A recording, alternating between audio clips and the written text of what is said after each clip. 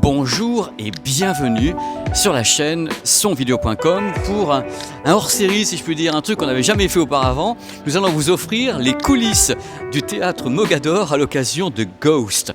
Vous allez voir des trucs de folie dans cette vidéo qui n'ont presque jamais été montrés comme ça sur cette chaîne dans tous les cas, avec les backstage, avec toute la machinerie, avec les ascenseurs qui montent les artistes comme ça sur la scène, avec les décors, avec ce qu'on appelle les cintres. Et il y aura en même temps une interview des artistes et une interview de l'ingénieur du son. On va commencer par entrer directement dans le théâtre Mogador. Il est d'une beauté incroyable.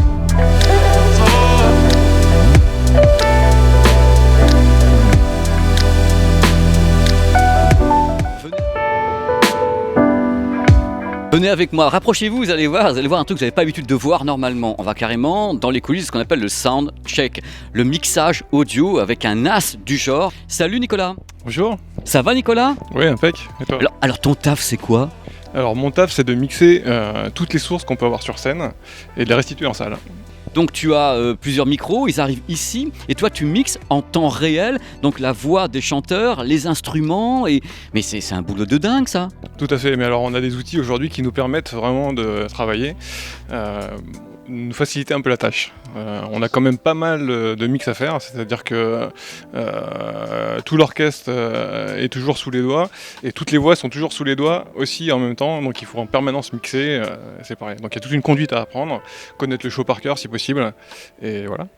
Non mais c'est du délire, alors il y a ce qu'on appelle la balance que tu fais avant, c'est-à-dire que tu fais un soundcheck. Comment ça se passe? Il y a quelqu'un, les musiciens sont pas là, les artistes sont pas là, quelqu'un prend la place de ces gens-là et fait un soundcheck avec toi? Non, au début ce qu'on fait c'est un line check on va dire, c'est-à-dire qu'on check toutes les lignes pour voir si tout fonctionne. Une fois qu'on s'est assuré de ça, on fait un petit soundcheck avec l'orchestre pour être sûr que tous les musiciens sont confort, qu'il leur manque rien, que tout va bien. Quand on a une nouvelle personne sur scène, un membre du cast qui va faire un changement, on le prend en général avec nous et on fait une balance. Donc il va chanter sa chanson et on fera les réglages, derniers réglages, voilà. Après tout est enregistré et une fois qu'il a fait 2-3 fois, et ben, on rappelle le rôle et c'est parti. Moi il y a un truc qui m'épate parce qu'en fin de compte ce show c'est tous les soirs, on est d'accord? Tous les soirs, mais c'est jamais la même chose. Voilà, c'est ça le truc, parce qu'il faut que les gens comprennent, c'est que dans la vidéo vous allez voir des tas de trucs, les gars ils font des checks en permanence, alors que tous les soirs c'est le même show. C'est quand même du délire, vous devez rajuster tous les soirs les mêmes instruments, alors que c'est les mêmes voix, les mêmes gars. Explique-moi, je piche que dalle, tu sais, je connais rien. Alors, c'est pas vraiment tous les soirs la même chose, car l'orchestre, il y a 3 musiciens par poste, donc évidemment, par exemple 3 batteurs joueront jamais exactement la même chose. Donc ça nous offre une dynamique. Alors on essaye de respecter les grandes nuances et tout du spectacle, mais ils joueront jamais exactement pareil. Ce qui fait que ça nous fait un travail quand même à mixer qui est assez intéressant. Tu es en train de me dire que les musiciens font du 3-8 ici, c'est qu'en fin de compte c'est pas les mêmes, ils sont pas là tous les soirs, donc tu dois t'adapter à ça. Tout à fait, ouais. Moi après j'ai une ligne de conduite qui me dit ça plus fort, ça moins fort, ça doit sonner comme ci, ça doit sonner comme ça. Je dois essayer de restituer un peu la même chose. Les musiciens c'est pareil, mais il y a toujours un travail de dynamique qui est assez important à faire. C'est bien Nicolas, mais la question piège maintenant je vais lui balancer. Est-ce que, alors je regarde à la caméra parce que tiens-toi prêt. Est-ce qu'il y a des couacs quelquefois, des moments où il n'y a plus de son, il n'y a plus de micro et quelque chose lâche, ça t'est arrivé quelquefois? Alors tout à fait, alors il nous arrive d'avoir des pannes de micro, alors notamment des micros qui se bouchent par la sueur. Et voilà, tout à fait. Donc c'est des grilles, et donc il y a une goutte de sueur qui vient se mettre sur la grille et le son va venir d'un seul coup comme ça. Voilà. Et donc ce qui se passe, c'est que c'est magique. Et pour tous les rôles principaux, en général, on a 2 micros et 2 émetteurs. Et donc j'ai un petit bouton, je switch sur le deuxième micro, et en général le deuxième micro est placé un petit peu différemment et celui-ci n'est pas bouché, et donc ça nous sauve. C'est dingue, excuse-moi, mais moi qui ai fait ton métier, c'est des sueurs froides quand même quelque part. C'est qu'à un moment donné, c'est plein, il y a 1600 personnes et tu t'aperçois que... Alors c'est là où il ne faut pas trop paniquer, enfin il faut essayer d'être réactif et de switcher très vite, analyser le problème et réagir. Mais oui, ça arrive. Donc là, on va entrer justement tout petit peu dans les détails techniques. Ta régie, tu peux gérer, tu sais combien de canaux tu peux gérer, ou tu le sais pas? T'es en quoi, en 16, 24? Alors c'est assez énorme, on va dire qu'on est sur 120 lignes en gros qui rentrent dans la console, mais pas que, il y a aussi un certain nombre de sorties, donc on est sur 30 matrices de sortie, des groupes, des auxiliaires, enfin c'est assez énorme. On est sur 25 auxiliaires, on est sur 25 matrices, donc c'est assez velu on va dire. Est-ce qu'avant d'arriver ici, est-ce qu'il y a un prémixage quelque part avec quelqu'un qui serait de l'autre côté en coulisses, ou tout arrive directement à toi? Non, tout rentre directement là-dedans. Après, il y a tout un tas de mémoires, en fait, on va dire, par chanson, qui nous précèdent l'orchestre, et qui qui peut être changé par mes soins en fonction des musiciens qui jouent. Et après, par contre, toutes les voix m'arrivent sous les doigts, donc sur ce qu'on appelle des VCA ici. Et par contre, donc j'ai les bonnes personnes sous les doigts au bon moment, mais ça, je suis obligé de vraiment pousser les boutons pour que ça joue. Si je pousse pas ces faders-là, il n'y a pas de son. Nicolas, dis-moi, il y a un son, il y a des effets spéciaux, il y a un sound designer ou c'est toi qui fais tout comme un bienheureux? Du tout. Sur chaque spectacle, on a la chance d'avoir des designers étrangers souvent. Donc cette année pour ce spectacle sur Ghost, c'est Dan Samson, donc qui a fait le sound design. Donc il nous dit où mettre les enceintes, il nous fait toutes les références techniques des micros, ce qu'il veut comme micro sur la batterie, sur le violon, sur le violoncelle, etc. C'est lui qui fabrique tous les effets sonores, tous les effets que j'ai envoyés pendant le spectacle, c'est lui qui a tout fabriqué. C'est la liste des courses, quoi. Il te donne un ordre de mission et toi derrière, tu es l'ingé son. Et est-ce que tu as. Écoute pas, est-ce que l'ingé son a une marge de manœuvre ou est-ce qu'il faut se fier à ce que faisait ce monsieur pour que le sound design soit pile poil ce qu'il avait en tête ou tu peux faire un petit peu. Alors on est quand même assez guidé, mais il nous laisse faire un peu au début. Si on voit que ça marche pas, il va tout de suite nous remettre dans le cadre en nous disant ça plus fort, ça moins fort. Mais bon, en général c'est assez logique, on essaie de respecter la dynamique de la musique qui se joue. Voilà. Et quand tu prépares un spectacle comme Ghost avec lui, il reste ici 15 jours, 3 semaines, comment ça se passe? Combien de temps ça prend un sound design dans un théâtre comme Mogador? Alors ça prend, en général on met un petit mois. Donc on a une bonne semaine de montage où le sound designer n'est pas là, il nous envoie tous ses papiers, il y a une préparation qui est faite avant chez le fournisseur du matériel qui nous manque. Et, après tout le matériel arrive ici, donc pendant une semaine on monte, après on attaque les répétitions sur scène, donc le sound designer en général arrive, on commence à faire des balances avec les musiciens, ensuite avec le cast, après on mélange tout ça et on fait ce qu'on appelle des techs, donc on commence le spectacle du début scène par scène, avec en général c'est un piano au début, avec tous les effets sonores, et on avance. À la fin on fait venir tout l'orchestre, on fait des filages avec l'orchestre, et c'est comme ça que le spectacle progresse. C'est le puzzle, une pièce, tu assembles tout et puis après, tu as la validation de ce monsieur qui dit « Ok, tu as tout compris Nicolas, c'est génial, je peux te laisser repartir aux États-Unis et tu vas faire le meilleur design audio possible. » C'est ça, tout à fait. Voilà. Nicolas, je te remercie beaucoup parce que franchement, c'est super cool de parler de ton métier comme ça, c'est génial, merci. Avec plaisir, à bientôt. À bientôt. Les coulisses des coulisses, on prépare l'interview suivante, l'interview de Philippe, qui joue le rôle de Carl. Vous savez, dans Ghost, je vais pas spoiler parce que le film a quand même plusieurs lustres, mais dans Ghost, Carl, il finit un peu mal, quoi. C'est l'ami qui vous veut pas que du bien et qui finit dans les limbes de l'enfer. Vous avez vu Nicolas manipuler les potards, le son et autres, mais sur scène, il y a des artistes. Et là, j'en tiens un, j'en tiendrai un autre tout à l'heure. Voici Philippe. Salut Philippe. Salut Pépé, ça va bien? Très bien, et toi? Très bien, merci beaucoup. Alors, tu joues quel rôle dans Ghost? Alors, moi, je joue le rôle de Karl Brunner. Karl, qui est le meilleur ami de Sam, qui va finalement devenir un fantôme. Je ne donne pas de spoiler ici. Bah, c'est fait, hein? Bonne journée. Je veux dire, en fait, je crois qu'on connaît bien que ça parle de fantômes, cette histoire, si on s'entend que le titre, c'est Ghost. Alors oui, je suis Karl, qui est le meilleur ami, mais qui vivra une trame narrative assez différente des autres, et faut venir voir le spectacle pour voir ce qui se passe avec ce personnage ensuite. Of course, mais moi ce qui m'intéresse également, c'est de savoir quel est ton parcours. Tu es arrivé ici, tu as un petit accent, tu es de Montréal, tu es... Oui, exactement. C'est bien. Tu l'as bien entendu. Je suis natif du Québec. Je viens de Montréal.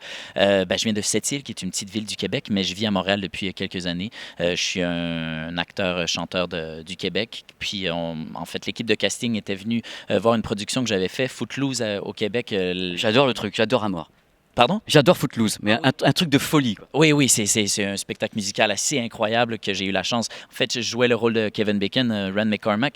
Donc, on m'a vu sur ce spectacle et après, on m'a invité à venir faire les castings pour Ghost. Puis, en fait, l'histoire, ça s'est bien passé pour moi. Je suis rendu ici. Je suis installé depuis août déjà à Paris. Donc, et j'adore Paris. J'ai un gros coup de cœur pour la France et pour ce spectacle et tout. Donc, je suis très heureux d'être ici. Super jingle. Dis-moi comment tu as approché ton rôle, parce que c'est pas le rôle le plus facile quand même de Ghost, parce que c'est le rôle justement d'un ami qui ne veut pas que du bien au final. Comment tu as approché le truc? Est-ce que tu étais déjà fan du film, de la zik, tout ça? Comment ça se passait dans ta tête pour ça? Ben, en fait, quand on m'a offert le rôle de Carl, j'étais très, très content. Premièrement, c'est la première fois que je joue un personnage adulte qui n'est pas un adolescent. Donc, déjà pour ça, j'étais très heureux. Et pour jouer un méchant aussi, c'est très le fun pour un acteur de jouer un méchant dans un vilain dans les histoires qui va toujours réussir à avoir des petites nuances, des petits trucs à jouer. Donc, moi, je suis très content. J'adore le faire à tous les soirs. C'est sûr que les rôles de Whoopi Goldberg, de Oda Mae, de Sam et Molly sont des rôles vraiment impressionnants aussi. Mais moi, je chéris beaucoup mon rôle de méchant, même si, on le dit, c'est pas un très gentil. Mais je rassure les gens, je suis gentil dans la vraie vie. Non mais ça, on n'en doute pas une seule seconde. Alors explique-moi un petit peu, parce que toi, je sais pas quel âge tu as, et puis je veux pas le savoir, mais tu as découvert le film, tu as découvert la musique. Cette musique, elle te touchait directement. Donc quand on t'a dit que tu avais le rôle, je pense que ça a dû être un moment de joie intense. Quels sont justement ces souvenirs musicaux que tu as avec Ghost? En fait, évidemment, il y a la chanson de Unchained Melody qui a marqué beaucoup de gens, le Righteous Brothers, qui a vraiment... qui rappelle le film, la scène de la poterie, la fameuse scène de la poterie. C'est sûr qu'il y a cette chanson-là qu'on va associer au film, mais le reste de la comédie musicale, c'est des créations qui ont été faites pour le spectacle, qui sont, selon moi, de très bonnes pièces, qui sont dans le pop rock, c'est très bon, des très bons rythmes qui restent en tête. Mais en fait, j'ai découvert le film en venant faire le casting. J'ai vraiment apprécié, j'ai trouvé toute j'ai compris le succès que ce film a eu. C'est un très bon film. Et je veux dire, la comédie musicale est très, très fidèle au film. Ça a été fait par le même créateur que le film, la comédie musicale, il faut le rappeler. Donc, pour les gens qui sont fans du film, c'est vraiment un spectacle à voir. Je crois qu'on a compris. Philippe, merci. J'ai une petite question piège un peu pour finir. Toi qui as bossé comme ça au Québec et qui bosse en France, est-ce qu'il y a des différences au niveau de la façon dont on conçoit un spectacle ici en France par rapport à ton pays technique ou autre? Il y a des petites nuances ou c'est à peu près la même joie de vivre comme nous tous sur scène là, qu'on est des superstars? Je dois dire que c'est assez semblable. Au niveau du processus créatif, c'est sûr que ça a été un peu plus rapide pour moi ici. Ça a été 5 semaines de répétition. Les projets que j'avais fait avant, c'était un peu plus long. Et il faut dire aussi que les productions que j'ai fait au Québec, c'était pas pendant une saison complète, c'était pas pendant une année complète. Donc, ça fait quand même une différence là-dessus. Mais sinon, pour ce qui est de l'équipe, tout ce qui est tout le théâtre, tout le cast, c'est vraiment incroyable. Je suis très content. C'est comme une nouvelle famille, en fait. Ça sera le mot de la fin. Je te remercie beaucoup, Philippe. Merci à toi.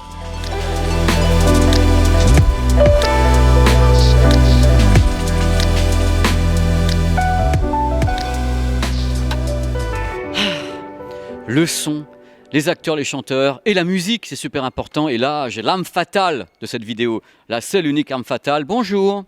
Bonjour. Vous allez bien? Écoutez-vous. Je suis en pleine forme. Mais qui êtes-vous, cher monsieur, qui est chevelu comme moi? Sauf qui peut, hein, on dit. On est toujours.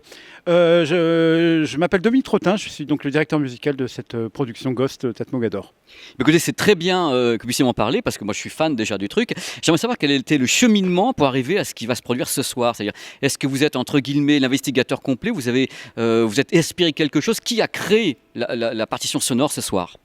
Alors, on a d'abord des compositeurs qui sont Dave Stewart et Glenn Ballard, qui ont créé ce spectacle il y a 8 ans à Londres et à New York.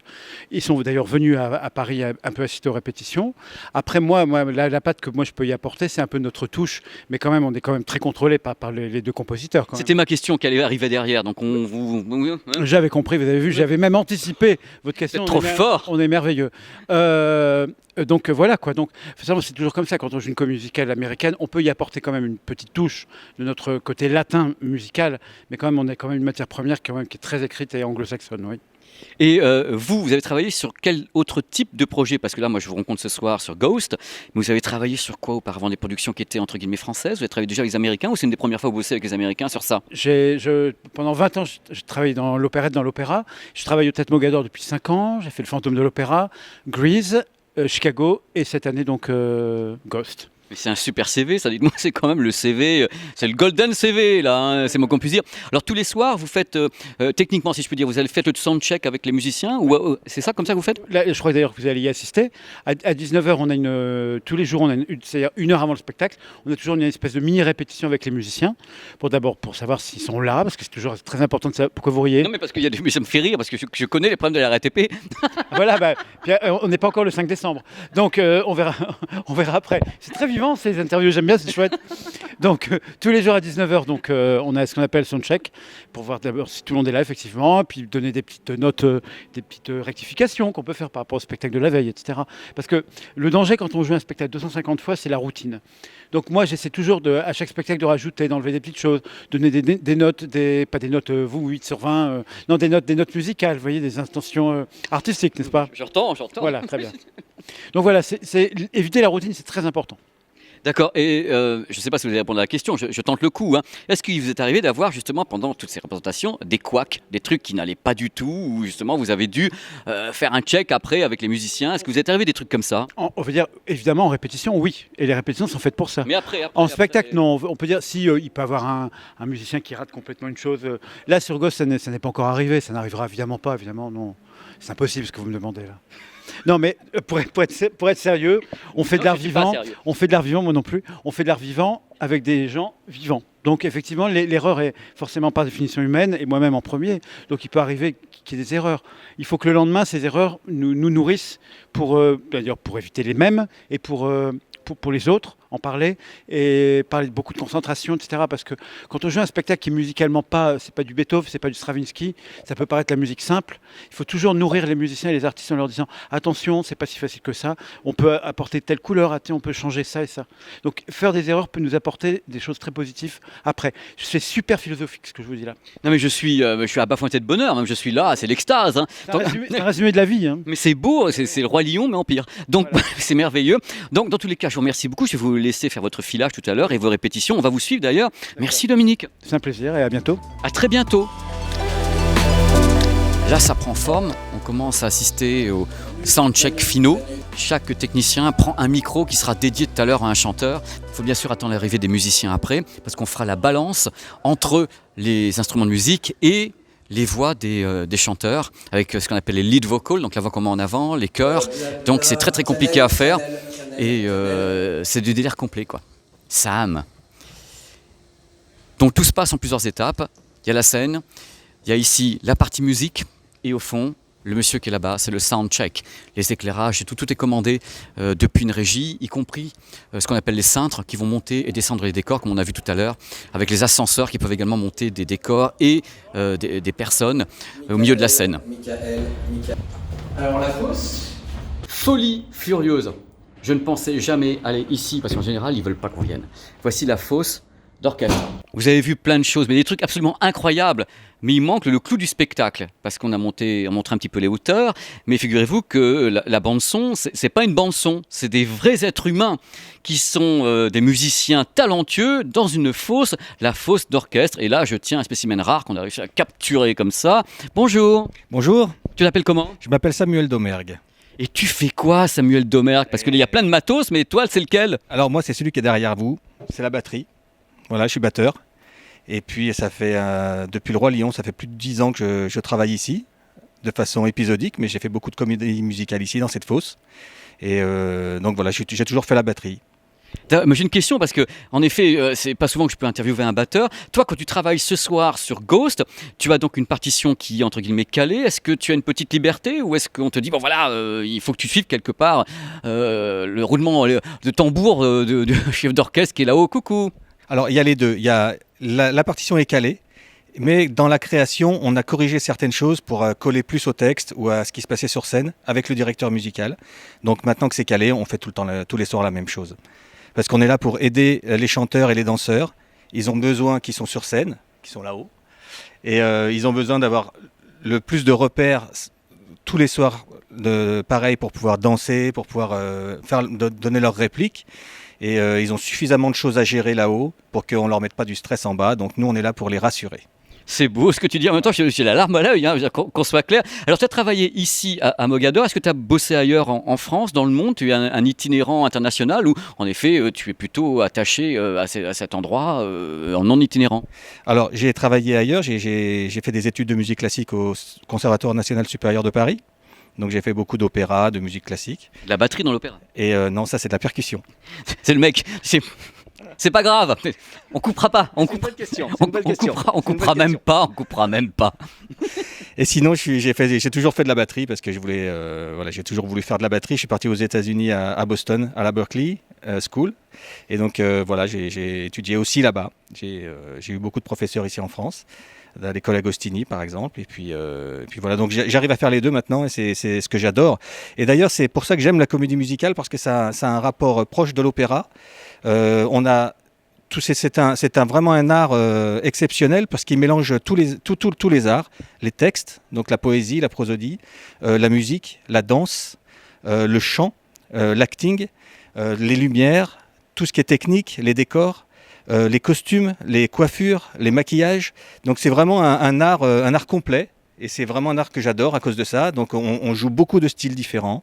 On n'est pas simplement dans le rock, dans le funk, dans le classique, dans le New Orleans, mais on peut trouver beaucoup d'univers dans la musique, dans la comédie musicale, et c'est un univers formidable. On a une chance exceptionnelle à Mogador, c'est qu'on a des musiciens qui sont là, et c'est pas le cas de toutes les productions. Et ça, c'est très très important, parce qu'il y a même des gens qui sortent, et on en est désolé, mais qui sortent et ils pensent que c'est une bande son qui joue, alors que non, on est bien là, on ne nous voit pas, mais on est là. Et donc ça, c'est un peu le feu, c'est un peu le vrai feu. Vous savez, quand vous avez une cheminée avec du vrai bois et vous avez une cheminée avec du gaz, ces nouvelles cheminées qu'on fait là, nous on a une cheminée avec du bois, c'est-à-dire qu'on a la chaleur, on a les crépitements et on a cette ambiance qui donne beaucoup de couleurs et de chaleur à la comédie musicale avec des vrais musiciens. Moi j'ai une solution pour savoir que c'est vraiment un orchestre. Vous avez qu'à vous planter à un moment donné et puis vous faites un désolé, c'est pas grave, on recommence. Et là, mais tu sauras comme ça que c'est pas une bande son. En tous les cas, c'est une des plus belles diatribes que j'ai eues sur la comédie musicale de ma carrière que tu viens de me faire. Je veux dire, tu donnes vraiment envie d'aller voir une comédie musicale et celle-là qui s'appelle Ghost. Je savais pas du tout. Allez, c'est comme ça qu'on finira cette interview extraordinaire. Merci à toi. Merci beaucoup. C'était super. Venez nous voir. Il y a énormément de personnes. On est plus de 80 à travailler ici. Donc quand vous êtes dans la salle, il y a 80 personnes qui sont à votre service. C'est un formidable métier. Voilà, mais c'est de l'amour tout ça. C'est que de l'amour les coulisses d'un spectacle. Sachez-le. Alors viendez et regardez Ghost.